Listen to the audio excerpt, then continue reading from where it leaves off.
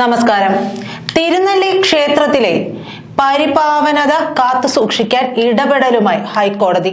അഭിഭാഷക കമ്മീഷന്റെ ഗൗരവതരമായ റിപ്പോർട്ടിന്റെ അടിസ്ഥാനത്തിൽ നിയമപരമായ തീരുമാനങ്ങൾ കൈക്കൊള്ളാൻ കേരള പുരാവസ്തു വകുപ്പിനോടും മലബാർ ദേവസ്വം ബോർഡ് കമ്മീഷണറോടും നിർദ്ദേശിച്ചിരിക്കുകയാണ് ഹൈക്കോടതി. വേലി തന്നെ വിളവ് തിന്നുന്ന പ്രവണത അംഗീകരിക്കാൻ പറ്റില്ലെന്ന നിരീക്ഷണത്തോടെയാണ് ഈ വിധി ഉണ്ടായിരിക്കുന്നത്. ഇതോടെ തിരുനെല്ലി ക്ഷേത്രത്തിന് വീണ്ടും പരിപാവനത വീണ്ടെടുക്കാനാകുമെന്നാണ് ഭക്തരുടെ പ്രതീക്ഷ. കോഴിക്കോട് കുന്നമംഗലം സ്വദേശിയായ വി സലീഷിന്റെ നിയമ പോരാട്ടമാണ് ഇതിന് കാരണമായത്. തിരുനെല്ലി മഹാവിഷ്ണു ക്ഷേത്രത്തിൽ മലബാർ ദേവസ്വം ബോർഡ് നടത്തുന്ന നിർമ്മാണ പ്രവർത്തനങ്ങളിൽ വ്യാപക ക്രമക്കേടാണ് ഈ പോരാട്ടം പുറത്തു കൊണ്ടുവന്നത്. അതീവ ചരിത്ര പ്രാധാന്യമുള്ള വിളക്കുമാടം ഉൾപ്പെടെയുള്ള കരിങ്കൽ തൂണുകളും ബലിക്കല്ലുകളും മറ്റു ഭാഗങ്ങളും JCB ഉപയോഗിച്ച് തികച്ചും അശാസ്ത്രീയമായ രീതിയിൽ പൊളിച്ചായിരുന്നു തിരുനെല്ലിയിലെ നിർമ്മാണം. ഇതിനൊപ്പം വിശ്വാസികൾ ബലികർമ്മങ്ങൾ അർപ്പിക്കുന്ന പരിപാവനമായ പാപനാശിനിയുടെ കരയിലായി ടൂറിസം വകുപ്പിന്റെ ടോയ്ലറ്റ് കോംപ്ലക്സും സെപ്റ്റിക് ടാങ്കുകളും നിർമ്മിച്ചിരിക്കുന്നതായും പഞ്ചതീർത്ഥ കുളത്തിലേക്കും പാപനാശിനിയിലേക്കും സെപ്റ്റിക് ടാങ്ക് മാലിന്യം ഒഴുകാൻ സാധ്യതയുള്ളതായും മനസ്സിലാക്കി സലീഷ് നടത്തിയതാണ് ഈ പോരാട്ടം. ഇതെല്ലാം ഹൈക്കോടതിയുടെ ഇടപെടലിൽ വസ്തുതയാണെന്നാണ് തെളിഞ്ഞത്. ടൂറിസം വകുപ്പിന്റെ നിർദ്ദേശാനുസരണം ഊരാളുങ്കലാണ് ടോയ്ലറ്റ് കോംപ്ലക്സ് നിർമ്മിച്ചത്. ഈ തെറ്റുകളെല്ലാം തിരുത്തിയുള്ള പുനരുദ്ധാരണം സാധ്യമാക്കുന്നതാണ് ഹൈക്കോടതിയുടെ ഇടപെടൽ. വളരെ വിദഗ്ധരായ കൺസർവേറ്റീവ് ആർക്കിടെക്ടുമാരുടെ നേതൃത്വത്തിൽ നടത്തേണ്ട പ്രവൃത്തി സാധാരണ സിവിൽ ആർക്കിടെക്ടുമാരുടെ നേതൃത്വത്തിലാണ് തിരുനെല്ലിയിൽ നടത്തിയത്.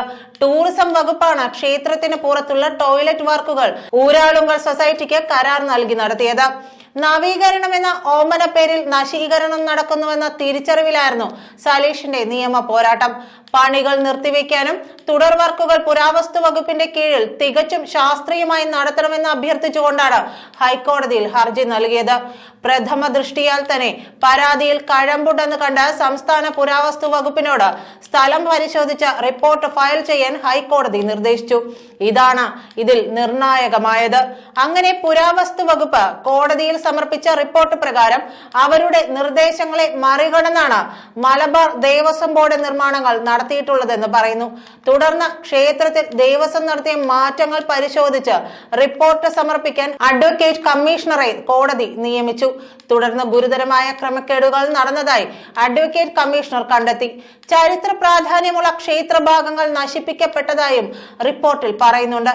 വിശ്വാസികൾ ബലികർമ്മങ്ങൾ അർപ്പിക്കുന്ന പരിപാവനമായ പാപനാശിനിയുടെ കരയിലായി ടൂറിസം വകുപ്പിന്റെ ടോയ്ലറ്റ് കോംപ്ലക്സും സെപ്റ്റിക് ടാങ്കുകളും നിർമ്മിച്ചിരിക്കുന്നതായും കണ്ടെത്തി. നിർമ്മാണ പ്രവർത്തനങ്ങൾക്കായി പാപനാശിനിയുടെ ഒഴുക്ക് തടസ്സപ്പെടുത്തിയതായും അതീവ പരിസ്ഥിതി ലോല പ്രദേശത്ത് JCB പോലുള്ള യന്ത്രങ്ങൾ ഉപയോഗിച്ച് മണ്ണ് നീക്കം ചെയ്തത് മണ്ണിടിച്ചിലിന് കാരണമാകുമെന്നും റിപ്പോർട്ടിൽ പറയുന്നുണ്ട്. നിർമ്മാണ പ്രവർത്തനങ്ങൾക്കായുള്ള ഫണ്ട് ഉപയോഗത്തിലെ ക്രമക്കേടുകളെ കുറിച്ചും ഗുരുതര നിരീക്ഷണങ്ങളാണ് റിപ്പോർട്ടിലുള്ളത്. ക്ഷേത്രം പൊളിക്കാൻ ഉത്തരവാദികളായ ഉദ്യോഗസ്ഥർക്കെതിരെ നിയമ നടപടികളും റിപ്പോർട്ട് ശുപാർശ ചെയ്യുന്നുണ്ട്.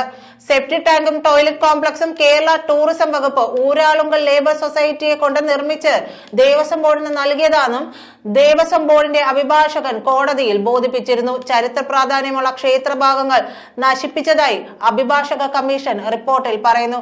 തുടർന്ന് അഭിഭാഷക കമ്മീഷന്റെ ഗൗരവതരമായ റിപ്പോർട്ടിന്റെ അടിസ്ഥാനത്തിൽ നിയമപരമായ തീരുമാനങ്ങൾ കൈക്കൊള്ളാൻ കേരള പുരാവസ്തു വകുപ്പിനോടും മലബാർ ദേവസ്വം ബോർഡ് കമ്മീഷണറോടും നിർദ്ദേശിച്ചുകൊണ്ട് ഹൈക്കോടതി അന്തിമ വിധി പുറപ്പെടുവിക്കുകയാണ്.